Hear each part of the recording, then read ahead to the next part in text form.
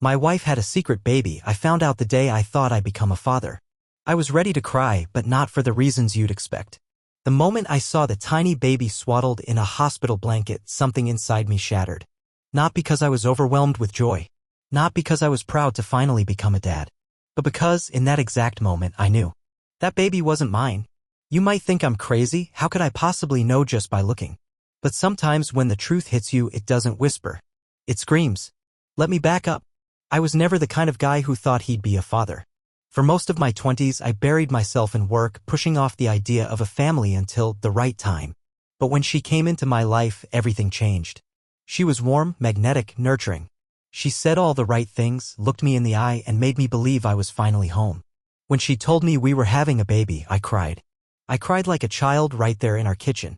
She held me, whispered how lucky she felt, and we planned everything together. The nursery. The name. Even the stupid baby shower games. I went to every checkup, brought her smoothies, and rubbed her feet when she said they were killing her. I loved her. I loved the child I thought was growing inside her. I was all in. And she was playing me the whole time. But I didn't know that yet, not when we drove to the hospital, not when I held her hand through contractions, not even when she screamed and cursed and pushed that baby into the world. I was right there beside her, whispering that she was strong, that we were almost there. But then the nurse handed me the baby. And I froze. The nurse thought it was nerves. I even smiled to play it off, tried to tell myself I was imagining things. But the baby had a distinctive birthmark. A small, unmistakable mark that I'd seen before on someone else. Someone she said she barely knew. Someone she told me was just a friend. I didn't say anything at first. I just held the baby, numb, as the nurse took photos of us. My wife smiled weakly, exhausted, and asked me how he looked. I told her he was perfect. I lied. Inside, I was a storm. Later, while she slept, I stepped out to make a call. But instead, I pulled up photos. Photos from a company barbecue she didn't even want to attend, where that friend just happened to be. And there it was. The same birthmark. Same side of the neck. Same shape. I wanted to scream. I didn't. Instead, I made another call. This time to someone I'd hoped I'd never need to speak to again, my lawyer. Because this wasn't just about betrayal. This wasn't just about a child that wasn't mine. This was something deeper. Something darker. Because, as I'd soon learn, this wasn't her first child. And I wasn't her first victim. The ride home from the hospital was quiet. Too quiet. She was resting in the back seat with the baby, and I was driving with both hands gripping the wheel like it was the only thing keeping me grounded. I couldn't think straight, couldn't breathe right. My mind kept circling that birthmark, those old photos, and the uneasy feeling in my chest that had been growing for months, something I kept ignoring, calling it stress or overthinking. But I wasn't overthinking. I just hadn't wanted to see what was right in front of me. When we got home, I helped her out of the car, tucked her into bed, and told her I'd take care of everything. She smiled at me so sweetly, so sincerely. I almost believed her again. Almost. But something had cracked, and no amount of lies could cover it now. I watched her sleep, the baby in the bassinet beside her, and I felt like a stranger in my own life. A ghost in someone else's story. This wasn't my child. This wasn't my family. But the worst part? I didn't even know who she really was anymore. The next morning, I called in sick to work, said I needed time with my newborn. In reality, I was digging. I opened her laptop, one she rarely used, in front of me. It wasn't password protected. She must have thought I'd never have a reason to look. Within minutes, I was inside her email. The inbox was mostly clean, but the sent folder told a different story. Emails to someone named D. Always vague, but filled with too much warmth, too many inside jokes. Photos too, some of her pregnant, but taken in places I'd never been. Cafes, parks, even a cabin in the mountains. All time-stamped during the months she told me she was too tired to go out or just wanted to be alone. And then I found something that stopped my heart. A message from over a year ago. The subject line, "She misses you." The body of the email had a photo. A little girl, no older than 4, with big eyes and a smile that felt familiar. My hands were shaking as I read the rest of the message. She asked about you again. I told her you're busy. But I know that's not enough anymore. You said this would be temporary. That you just needed time. It's been years. When will you come home? I stared at the screen for what felt like hours. Years. She had a child. A daughter. Not just with someone else, but long before I ever thought about starting a family with her. She hadn't just cheated on me. She'd built another life. A life she never told me about. I wasn't her partner. I was her cover. That night, I confronted her. She denied it at first. Said it was a friend's kid. Said I was paranoid, exhausted, losing my mind. But I didn't yell. I didn't break anything. I just showed her the emails. The photos. Her face dropped. That fake calm shattered. And for the first time I saw it, the real her. Cold. Calculating. Like a switch had flipped. She didn't even apologize. She just stared at me and said, "So what are you going to do about it?" I told her I was going to fix everything. Not for her. For me. And that's when I started planning. Not a divorce. Not a dramatic exit. Something she would never forget. Because if she thought she could use me, lie to me, and walk away without consequence, she had no idea who she married. The next few weeks were a performance. I kissed her on the forehead before work. I brought her tea when she looked tired. I held the baby, fed him, rocked him to sleep like I believed he was mine. I smiled for the neighbors when they dropped off little gifts. "You must be so happy," they'd say. I nodded, thanked them, and played the role of a proud new father. But every second I was building something behind the curtain.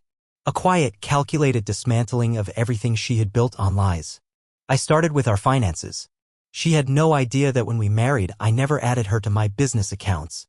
She always thought we shared everything, but I'd seen too many friends lose it all in a messy breakup. Call it paranoia or intuition, but I kept my business protected. What she didn't know was that I was the sole owner of the house too. Her name wasn't on the deed. I bought it before we got serious and never changed the paperwork. She acted like she owned half of everything. In reality, she owned nothing. I met with my lawyer. Quietly. Discreetly. We went through everything, every message, every email, every lie. He was stunned. Not just at the betrayal, but at the precision with which she kept both lives running. "This isn't just cheating," he told me. "This is fraud." We gathered evidence not just for divorce, but for something more permanent. Something legal. I hired a private investigator to look into the man from the photos. It didn't take long to find him. He lived in another city, had no social media, and traveled often for work. He had no idea she was married. No idea she had told him she was a single mother waiting for the right moment to move in with him. She had been stringing him along for years, just like she did with me. But there was one thing he knew that I didn't. He thought the child she had with him was her second, not her first. Which meant she had a third life. The investigator dug deeper. More photos. More trips. More inconsistencies. The picture was getting clearer. She wasn't a woman torn between two lives. She was a manipulator with a pattern. She found men like me stable, trusting, successful. She created the perfect image, said the right words, gave just enough emotion to hook us, then drained us for everything she could. Attention. Security. Money. And when it all started to unravel, she moved on to the next one. I was the first one to fight back. She started noticing I was colder. Less affectionate. I told her I was just tired, adjusting to fatherhood. She played along, but I saw the panic in her eyes. I knew she could sense something slipping. She tried to draw me back in, little notes on my pillow, long emotional talks at night, even seduction. But it was all fake, just another performance. I smiled, nodded, and kept my distance. I was done being her puppet. Then I received a message from an unknown number. "I know what she did to you." She did it to me too. Attached was a photo of her, smiling with yet another man. This time from 5 years ago. The man in the photo? He was bankrupt now. Lost his business. Rumors of a nervous breakdown. And guess who stood by his side while it all burned down? Her. It wasn't just betrayal anymore. It was a pattern. A trail of destruction. And I was about to bring it all into the light. I wasn't going to scream at her. I wasn't going to throw her out. No. That's what she expected. That's what she'd planned for. Victimhood. Drama. Manipulation. I had a different plan. I invited her parents over for dinner. I told her I wanted to celebrate. A new beginning, a new family. She lit up, thinking she still had control. She even cooked. Set the table. Put the baby in a little bow tie. She was smiling like she'd won. She had no idea what was coming. That night, everything was perfectly staged. The table was set like something out of a magazine. Candles flickered gently. Soft music played from the corner speaker. She was dressed up, wearing the same perfume she wore on our first date. She was trying to rewrite our story to pull me back into the web. Her parents arrived, smiling warmly, holding a gift bag for the baby. They hugged me like I was truly their son. I wondered if they knew. If they'd seen glimpses of the truth and looked away. Or if she'd fooled even them too. Dinner started simple, small talk, baby stories, polite laughter. She played the role of a glowing mother, devoted wife, happy daughter. It was surreal watching her speak so sweetly, knowing what I knew. I let her talk. I let her paint the perfect picture, uninterrupted. And when dessert was served, I finally spoke. I've been doing a lot of thinking lately, I said, setting down my fork. She looked at me, her smile tightening. About truth. About family. About what it means to really know someone. Her mother gave a soft, curious laugh. Well, parenthood changes everything, doesn't it? I nodded. It does. It teaches you what you're willing to fight for, and what you're no longer willing to tolerate. The room shifted. Her smile wavered. Is something wrong? I looked her straight in the eye. Tell your parents how many children you have. Silence.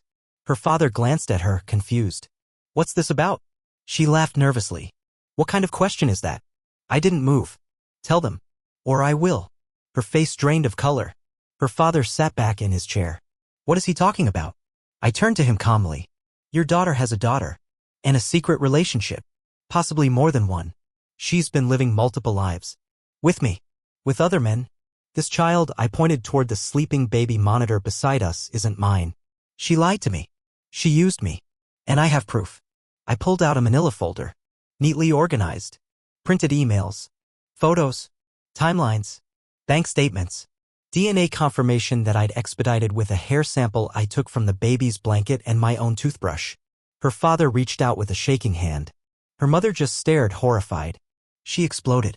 You're ruining everything, she screamed, standing up so quickly the chair crashed behind her. This is my family. My child. How dare you humiliate me like this? I didn't move. I didn't raise my voice.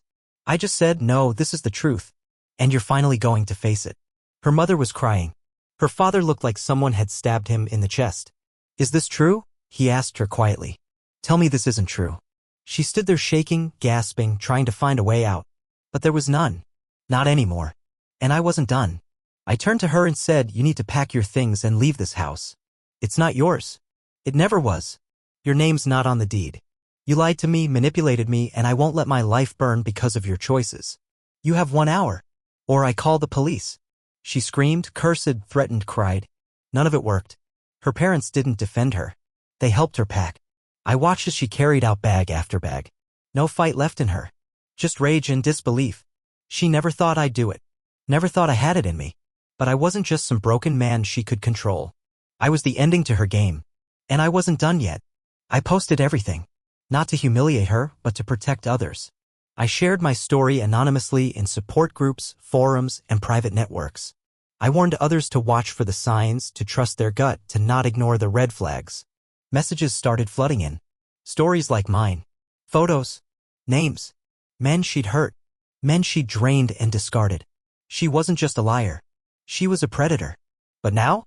Everyone knew. The weeks after she left were quiet, but not in a peaceful way. The silence in the house felt unnatural, like the walls were still holding on to the echoes of all the lies she had told. I walked through each room like I was relearning my own space. The nursery was the hardest. I stood at the doorway sometimes, staring at the crib I had assembled with shaking hands and a hopeful heart. It still smelled like baby powder. The mobile still turned slowly above the empty mattress. I didn't touch anything. I couldn't. It wasn't my child. But part of me still felt like I had lost something. The legal side moved quickly. With the evidence we had, my lawyer filed everything, annulment, fraud, even a civil case for emotional damages. She tried to fight it, of course.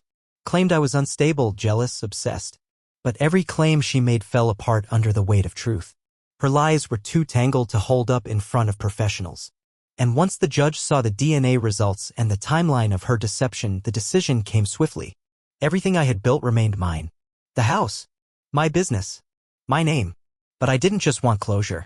I wanted accountability. The man she had the child with, D, reached out to me personally. He'd seen the forums. He recognized her photo. When we spoke, there was a hollow anger in his voice, like someone who had just realized his entire reality had been manufactured by a stranger. He told me she had disappeared from his life 2 weeks prior, vanished without a word, left him with their daughter and a note saying she needed space to think. She had been in the process of convincing him to invest in a house together. She was trying to secure her next safety net, and when it collapsed, she ran. Just like she always did. Others began coming forward. An older man from another state who had once been engaged to her. A younger guy who said she drained his savings under the promise of a future together. Each story carried the same theme: charm, love bombing, manipulation, abandonment. She had been doing this for years. rotating between victims like a career. Only this time she had gone too far. She targeted someone who refused to stay silent. I didn't want revenge. Not anymore. What I wanted was light, to drag the truth out of the dark where she had kept it hidden for so long. I began telling my story openly. Podcasts, support groups, online forums. Not to vent, to warn, to help people see what I didn't. The fake empathy, the way she mirrored emotions, the subtle erasing of boundaries. It wasn't just cheating. It was something deeper. Psychological abuse, planned out and masked with smiles and affection. And for the first time in months, I started to feel free. Not just because she was gone, but because I finally stopped blaming myself. I realized that trusting someone isn't a weakness. Being kind, supportive, open, none of that made me stupid. It made me human. What she did wasn't a reflection of my worth.